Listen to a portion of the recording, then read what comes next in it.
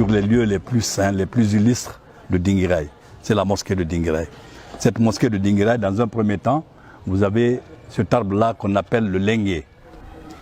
C'est au bas de ce lengué que l'Hadj Omar Tall est venu s'installer et il a fait ce qu'on appelle son madrasa, c'est-à-dire l'école coranique. Il a rassemblé tout le monde pour essayer de les enseigner l'école coranique et la religion musulmane. Et au fur et à mesure qu'il restait, il a trouvé nécessaire de s'installer beaucoup plus fort en construisant la mosquée. Elle était dans un premier temps en paille. Si vous me voyez sur le calendrier ici, la première mosquée en paille, c'est ça. Elle est de 1848. De là, on a évolué, parce que chaque saison, il faut remplacer la paille, les bambous et puis les bois. On est revenu vers 1914. On a pensé à pérenniser la mosquée. Et qu'est-ce que c'est que pérenniser? C'est de la mettre en dur. En dur, on a essayé de la faire d'abord en rectangulaire, comme toutes les autres mosquées. Mais les parents ont refusé. Ils ont dit que nous voulons voir cette mosquée en dôme et ressemblant à la paille. C'est ainsi qu'un enfant de Dinguiraye, El Hadj Mamadou Sissoko, qui a fait l'architecture que vous voyez ici aujourd'hui actuellement et qui a été reprise par 2 Marocains. Ils sont venus, ils se sont installés, ils ont construit la mosquée avec l'aide des villageois qui sont ici. C'est ainsi que vous trouvez la mosquée de Dinguiraye ici. Mais cette mosquée, la vraie mosquée de Dinguiraye, elle est à l'intérieur, elle n'a pas été détruite. La main de l'Hadj Omar Tall, la patte que l'Hadj Omar Tall a laissée est là. La vraie mosquée est dedans. Retenez que la mosquée de Dinguiraye, que l'Hadj Omar Tall a construite de sa propre main, est de 9 portes. Ces 9 portes, je peux dire que ces 9 portes représentent la vraie structure de la mosquée de l'Hadj Omar Tall. Vous voyez le carré que vous avez là, ça c'est le mur de l'Hadj Omar Tall.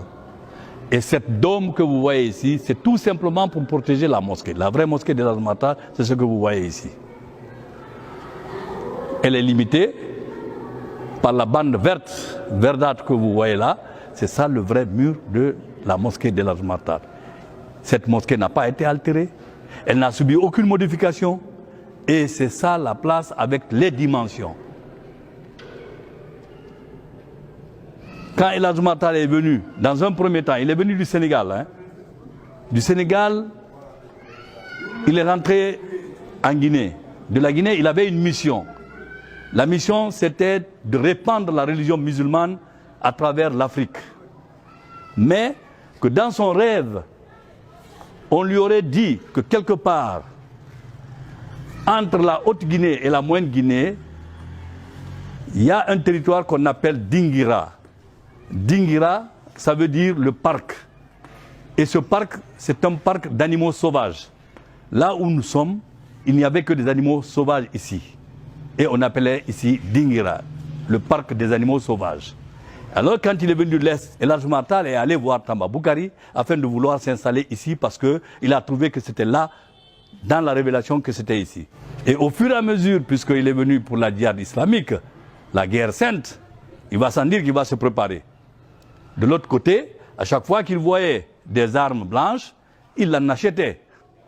Et quand il s'est suffisamment préparé, il a demandé au revoir à Dinguiraye. C'est là seulement où El Hadj Omar a séjourné pendant 7 ans. Ici. Et il a pris le chemin pour aller vers encore l'Est, dans l'expansion, dans l'esprit de l'expansion de la religion musulmane. Puisque la population de Dinguiraye est constituée de 3 grands éléments, les Toucouleurs, les Peuls et les Malinké, tout en essayant de préserver la paix, il a mis dans chacun des groupes les 3 ethnies. Quand vous voulez vous quereller tout de suite, et qu'il se trouve que c'est le groupe de Irla qui va essayer de quereller le groupe de Toro, et qui se trouve dans Toro, moi j'ai ma cousine qui est là-bas, j'ai ma tante qui est mariée de l'autre côté, j'ai mon oncle de l'autre côté, je vais m'arrêter de faire la guerre, parce que je ne peux pas faire la guerre contre mes cousins, ou contre mon oncle, ou contre ma tante. Il a fait ça, c'est une façon de dominer les passions.